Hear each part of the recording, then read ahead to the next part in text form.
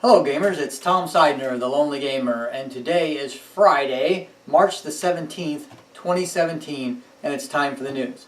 Now there is a ton of news today because right now, as we speak, or just when you're watching this, probably just finished, is going on the GAMA game trade show in Las Vegas. That's where all of the developers and designers and publishers get together and they show off their games to places that would like to buy them, usually retailers, online stores, and stuff like that. It's not really open to the general public, but there are people there who are recording stuff, and I just got done watching 9 hours of video on what's going on at the GAMA trade show, and I'm going to try to give you the concise information as much as I can. I don't know if I'm going to get through all of it in this newscast, so anything I don't get through today, I will probably go ahead and add to next week's. There's not going to be any commentary today between me and John because there's so much news to get through and so many new things out there that I wanted to try to get you as much as possible. So in the time we have allotted today, I'm going to go ahead and I'm going to try to get through a lot of this news thing. I have page after page after page of news for today because of the GAMA trade show. So anyway, let's get started. The first thing I would like to do is I would like to send out a congratulations to Erik Lang. Erik Lang is one of my favorite designers. If you watch my question and answers, you'll know that from that. Well, he actually just got hired as the director of game design for CMON Limited. Used to be Cool Mini or Not, now they're CMON Limited. He is now the director of game design for them, and that's going to be pretty awesome and pretty sad in the same vein. It's kind of bittersweet because he is now going to be able to concentrate on really good, really high-end games. He's going to have a team working with him, a team that he's used to working with that are going to produce some high-end games. It's actually the team that is currently working on Rising Sun. It's going to be the same team he's going to be working with to do a lot of new games. But it's also going to mean that he's not going to be producing as many games. That may not be such a bad thing because some of the quickly produced games that he did, there's some of them that I didn't like. So I've always liked his big box, big grandeur games. And so I'm happy to see that he's going to be in one place. He's going to be working for CMON. I'm very happy for him, and I think he's going to do a great job. And so, like I said, congratulations to Erik Lang. So, what's going on at the GAMA trade show? Well, first of all, let's talk about CMON, since we were just talking about Erik Lang. They've got a couple games that they've announced, and both of them look pretty exciting. They also announced Rising Sun, but we all know from one of my last previous newscasts about that. So we're not going to talk about Rising Sun, even though they did talk about that as well. But we're going to talk about two new ones, and the first one is the Godfather, Corleone's Empire. That's a 2 to 5 player game. It's based on the first Godfather movie. It is played over 4 stages, so you have kind of the 4 stages in the movie, different turning points in the movie is going to change the game a little bit as it goes on. The game's going to get more complex as you go through the 4 stages. You're going to be playing a crime family in the area, and you're going to be doing things like, you know, shaking down businesses for arms and getting blood money and killing people from the other family and throwing them in the Hudson River and stuff like that. You're going to be deriving points from this. You're going to be setting up influences in different areas, and then whatever areas you have influence in, when somebody does something bad in that area, you are also going to benefit from that. So it's going to be kind of a spread your forces out and try to kind of gain stuff from other people's doings. And it looks like a really cool game. It looks really thematic to the movie. If you're a big fan of the movie, you're probably going to really like this game, and that is The Godfather, Corleone's Empire. The other game that Cool Mini or Not, or I should say CMON Limited, is now announcing is they are going to bring out a Song of Ice and Fire. Now that game is not Game of Thrones because it is not based on the television series. It is actually based on the books, Game of Ice and Fire. It's going to be a tactical miniature game. It's going to be a rank and file miniature game, and what that means is that you have large troop bases. Usually rank and file miniature games, you have like you can have like a bunch of elves on a tray, and then you move the whole tray at one time, and so they advance in they advance in the same area one at a time, all at one time, not individual. It's not like Malifaux where you have individual figures. You're going to have troops, and you're going to be moving those troops around on the table. The base box is going to be Stark versus Lannister, and tons of miniatures. I'll try to throw some pictures of some of the miniatures up over here so that you can take a look at it, or over here. But it looks like a really beautiful game. I'm not a huge rank and file miniature fan, so I don't know if it's something that I would be interested in, but those of you who love rank and file games, who love the huge army troop games, this definitely looks like it's going to be right down your alley, and so that's going to be coming out soon as well. So in the same vein, and not by CMON Limited, there is another rank and file miniature game coming out called Rune Wars, the miniature game. That's going to be put out by Fantasy Flight Games.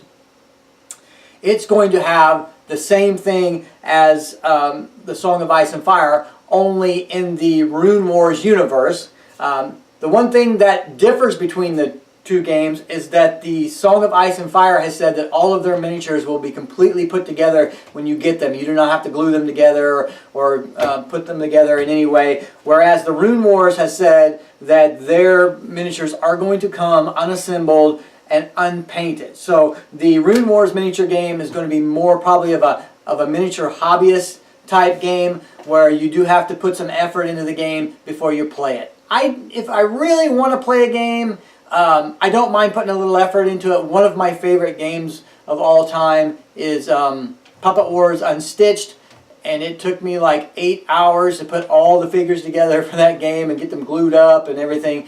So it was pretty tedious, and by the time I got done with it, I was like really wishing I didn't have to do this.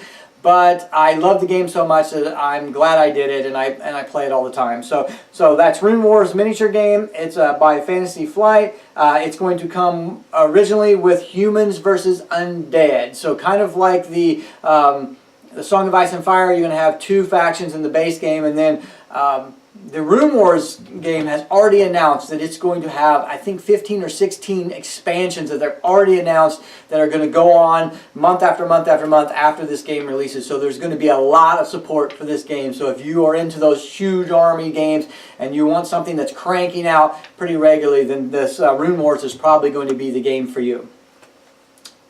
Another game that they've announced, this one is by Asmodee Games, which is in the same genre of Fantasy Flight. Asmodee actually is a conglomeration of a lot of game companies, and Fantasy Flight is one of them. But this one is called Dice Forge, and it's kind of a unique game where it's a resource gathering game, but you gather the resource by rolling dice. The interesting thing about this game is that the dice are customizable. It really kind of reminds me of, I don't know if you guys remember, but back a few years ago, Lego actually made some board games, and the dice, you could actually stick different face on the different 6 sides of the dice. Well, this game has that same technology, where you have these dice that are blank, and then you can actually buy dice face, and then you put them on your dice, and then when you roll your dice, you get resources. And then you can buy upgraded dice face to put on your dice to give you more resources and stuff like that. So it looks like a pretty unique game. It's got like a Dominion style card setup, so that every time you play the game it's different, because you put out so many cards, and there's a bunch of different cards you can choose from, and so the game, it kind of gives it a little unique flavor every time by using that Dominion type card setup. Another game that has been announced is by Space Cowboys, and they've announced Watson and Holmes, and that is a location investigation game where you play a character and you're putting that character in different locations and you're investigating in those locations. Some of the locations will have like actual clues, and some of them will have red herrings, and you've got to try to distinguish, you know, which is which, and you've got to try to solve the case, and the detective that actually solves the case is going to be the winner. This is one of those games in the vein of Time Stories where you can only play through the different scenarios one time. Once you crack open a scenario and you know what the answer is, you don't really want to play it again, because you already know what all the clues are and you know what the answers is. The game does come with 13 cases, which is kind of nice. So you get 13 plays out of the game, and each case has got its own little case envelope with a bunch of cards sealed in there, and then it's got a case file that's sealed, and then you don't break it open until you actually play the game. So if you like that kind of game, if you like the kind of game where you can play it once and then you can't play it anymore, 13 cases is quite a lot. I know with Time Stories, I think the original Time Stories may have come with 2 different things that you could play through, but this is 13, so that's not so bad. So that's Watson and Holmes by Space Cowboys. The next game I want to talk about is kind of funny to me. Fantasy Flight has announced that their big LCG for this year is, drumroll please, Legend of the Five Rings. Now, this is hilarious to me because Legends of the Five Rings has been out as long as I've been doing board gaming. So probably 10 years, Legends of the Five Rings has been floating around in some variation. I don't even remember. It's been so long ago that I don't remember who the original developer of Legends of the Five Rings was. But 2 years ago at Gen Con, I bought something from AEG and they gave me this. Legends of the Five Rings. It was free. So they weren't even selling it, they were giving it away. And I don't know if they were giving it away because they were selling off the license or what, but this is Legends of the Five Rings. Now, I don't know if the Fantasy Flight game is going to be the same thing. I don't know if it's going to be compatible with this. I don't know if they're just taking the name Legends of the Five Rings and then just, you know, making a brand new game using the IP. I really don't know, and they really didn't say. All they showed was an empty box and said, you know, our big LCG for this year is Legends of the Five Rings. So I have no idea. This was, at the time that this came out, this was owned by AEG, right there. So it's now been passed over to Fantasy Flight. I guess we'll see what they do with it. But I find it kind of funny that their big game, LCG game for the year is going to be Legends of the Five Rings, which is a very, very old game. Okay, another game that was announced was Spirit Island by Greater Than Games. This looks like a really cool game. This is a co-op game where you play a spirit. You are spirits. Everybody is spirits on an island, and the island has been found by humans. Okay, and so humans are starting to move in. They're starting to explore. They're starting to look around on your island, and you don't like this. This is kind of a Greenpeace type game because this game is based on the notion that humans come in and they destroy the environment and then they just leave everything a mess. They take all the resources and everything. And whether or not that's your view, you know, whether or not you believe that view, some people do, some people don't. I'm non-caring either way, but I found it kind of funny that this whole premise of this game is based on that. Well, anyway, so you play spirits, and your whole goal is to gain power for your spirit so that you can frighten off the humans. I did find it interesting that this game has wooden pieces for the spirits and plastic pieces for the humans. Kind of saying wood is a natural resource and it's good. Plastic is a petroleum product and it's bad. So it was kind of the dichotomy between the two kind of makes sense in this type of game. It's a 1 to 4 player game, and like I said, the humans are moving in, they're exploring, they're taking resources, and then they're destroying pretty much, and so you're trying to keep them at bay. So that's Spirit Island by Greater Than Games. The next game is just a fun little game by Steve Jackson Games. Most of their games are not too in-depth, but the name of it is Ghosts Love Candy. One of the reasons I mention this game is because this is a good story, because this game was actually kickstarted. The Kickstarter was funded. The company that was making the game went belly up, and the people did not get their product. This is a sad truth about Kickstarter sometimes. It doesn't happen as often as you might think, but it does happen. So anyway, the cool thing is that Steve Jackson Games found out about this game. They went ahead and decided to make it. They went ahead and got the copies to all the Kickstarter people, which is really cool. Good job, Steve Jackson Games. And now they're going to release it to the general public.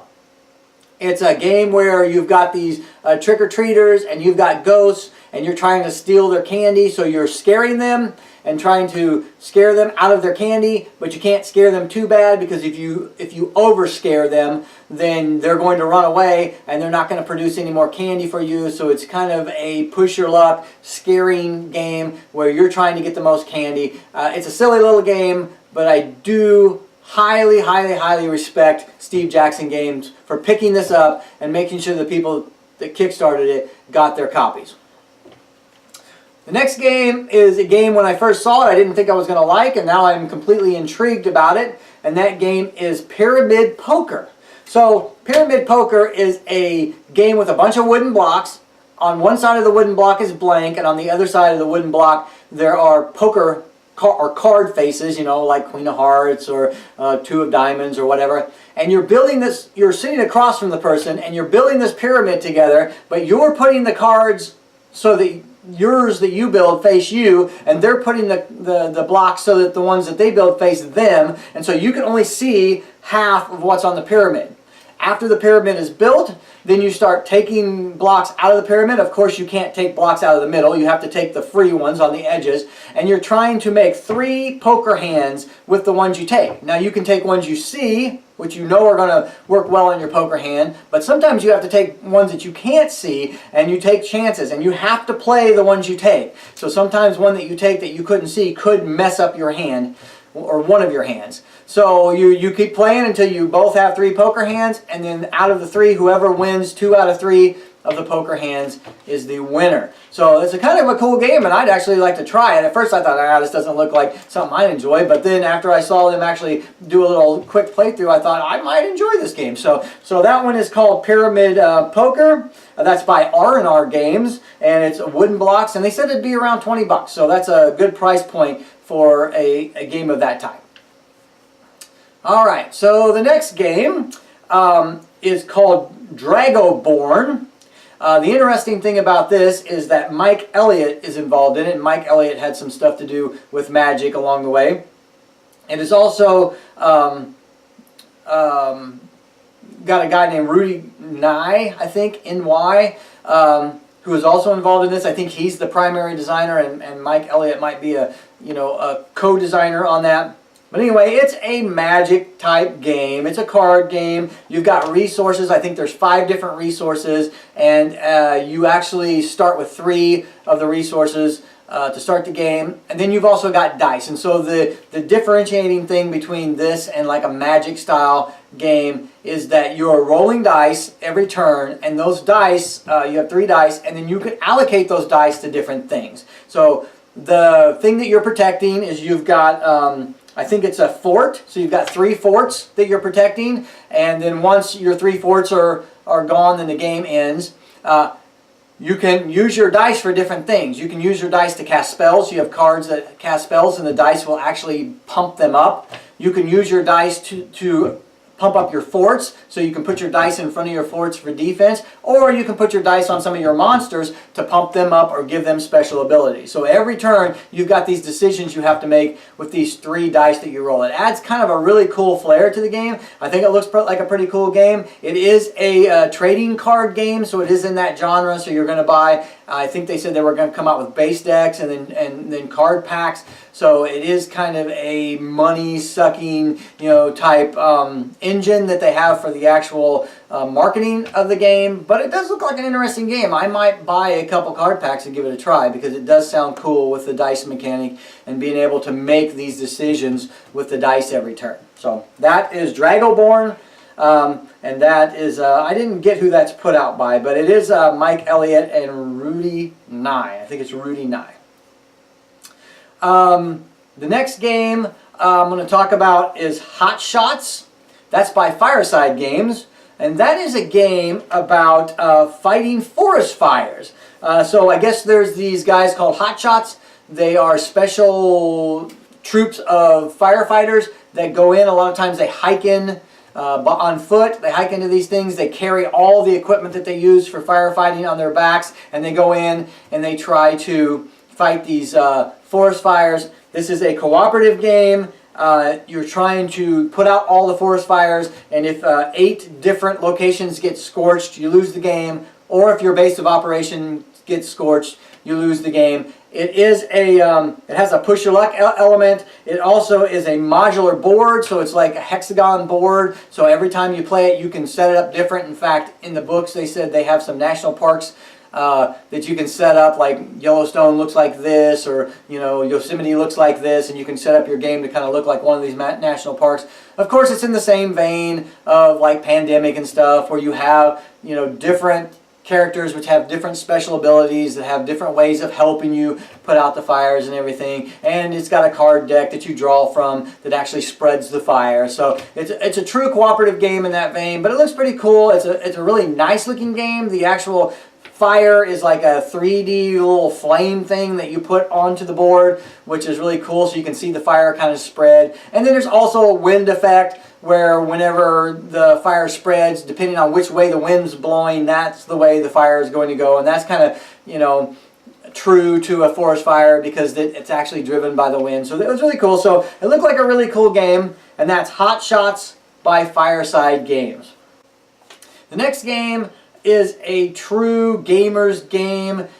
This game looked like it could take hours to play. It looked very in-depth. This would be for someone who really likes a very involved game. And the name of the game was 3 Kingdoms. Now this is a very unique game in the fact that it's a 3-player game. So there's not a lot of 3-player games. I think I have one 3-player game that I own that's specifically a 3-player game. And I've never played it 3 players. I've always played it 2 players. So it plays 2-player or 3-player. I've never played it 3 players. I find it, for me personally, it's hard to have 3 players. Usually I've got 4 or more players, or I've got 2.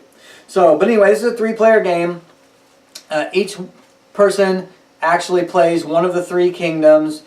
You've got generals that you're manning. The game has a kind of a balance between battle versus economy, and if you put too much in battle, you're going to lose the game, and if you put too much in economy, you're going to lose the game. So you have to have a really good balance of both battle and economy to actually win the game in the end. It has several different mechanisms for ending the game. If one person becomes emperor, or one person takes over so many territories of another person, or somebody does a huge economy thing where like they open all their stores or something like that. I can't remember all of them, but there were like 5 different ways that the game could come to an end, and there's a bunch of different things you can do in the game. So it's very advanced. It's a huge Euro-style game with all kinds of things going on, and so it's got worker placement and fighting and selling and all kinds of stuff. So if you like a really in-depth game and you've got 2 other people who you think you would want to play it with, then this would definitely be a game for you to check out. That's 3 Kingdoms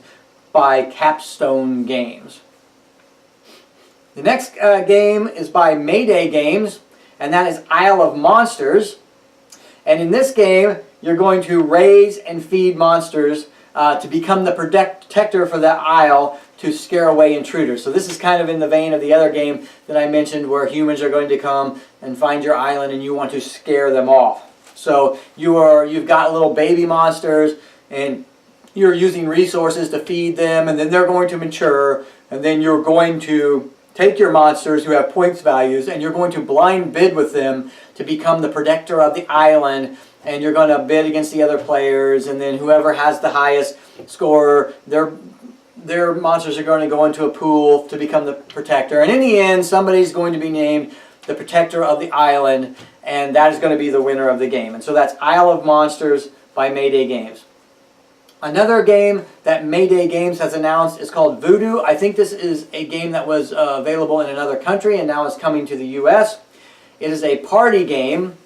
And I'm not a huge party game fan, but this one kind of looks kind of funny. We used to play this party game when I was in college called Professor Puff, where you would go around the table and you would have to do these silly things. And then you would have to repeat the silly thing that you did and the silly thing that the other person did. This was a drinking game, so it got funnier as you drank more. This Voodoo is not a drinking game, but it is a game where you make people do weird and ridiculous stuff. So what you do in Voodoo is you're going to be casting spells or curses on other players, and they are going to have to do things when they're cursed. Now there's mechanisms for you to get points by them to get rid of their curses, or by them not performing their curses, so you will get points.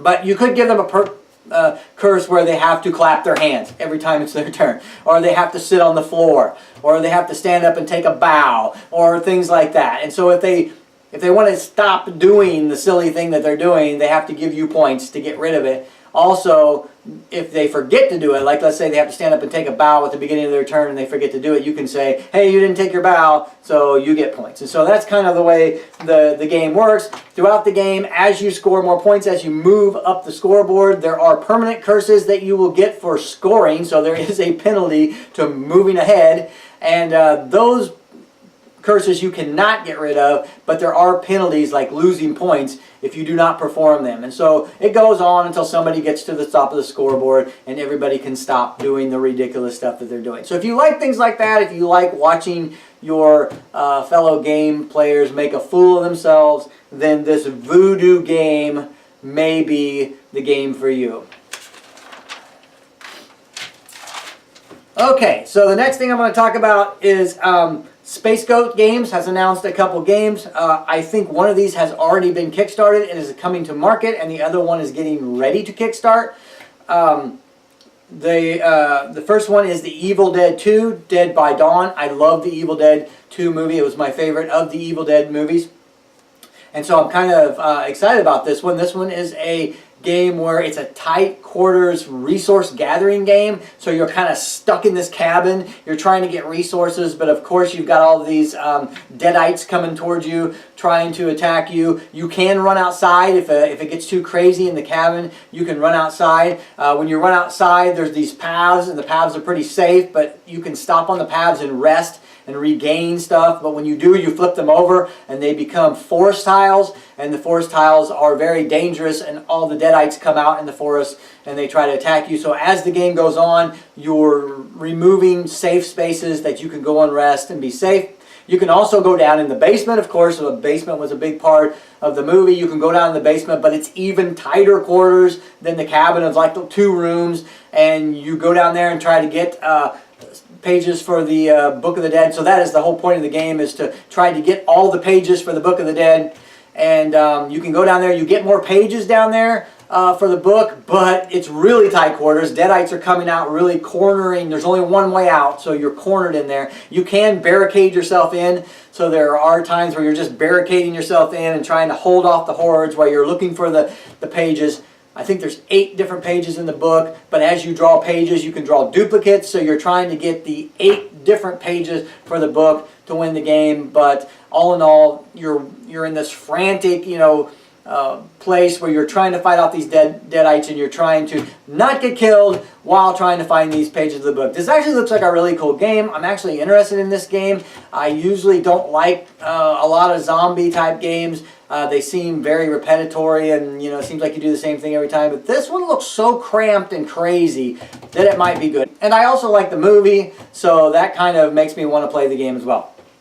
The other game that Space Goat is, I think, getting ready to kickstart soon is Terminator, the board game. I think I've mentioned this in one of my newscasts at one time, but it is a board game based on the Terminator 1 movie. It's a 1 versus mini game. One person is playing Skynet and everybody else are playing humans, like Sarah Connor or John Connor or whatever. The game is cool in the fact that it's played on 2 different boards, and one board is a 1984 board and one board is a 2029 board. And the things you do on the 1984 board actually affect what's going on the 2029 board. So the things you do can make the Skynet creatures more powerful in the future, or they can actually knock them down in the future. So the 1984 board is kind of like a board game. You're moving around, you're doing things, you're doing objectives and stuff. And the 2029 board is kind of like a miniatures fighting game. And you've got miniatures fighting, the humans are fighting the Skynet, and the things you're doing on this board, 1984 board, is actually affecting how powerful you are and how powerful Skynet is in the future. So that's really a really cool concept. I'm really, really excited to see how this all comes together. And, I'm going to check out the Kickstarter and maybe Kickstarter it if it looks good. Otherwise, I'll be definitely looking for it in retail. Okay, I'm going to stop there. I still have several pages of stuff to go, and I've got another day of about 9 hours to watch. I've only watched the first day of the trade show, so I'm going to be watching that too. So next Friday, expect a lot more stuff from GAMA, and then that'll probably take up the whole show. And then after that, we'll go back to me and John doing some more commentary. I have asked John to sit down and answer the same questions that I answered last week. So in a couple weeks, I will have John on, and I'll have him sit down and answer those questions and see how he answers the same questions that I answered. So that's it for today. I hope you guys enjoyed the show. Keep on gaming out there. If you were lucky enough to be in Vegas and lucky enough to see the GAMA trade show, please put your experiences in the show notes. Let everybody else know. Otherwise, until I see you again, happy gaming.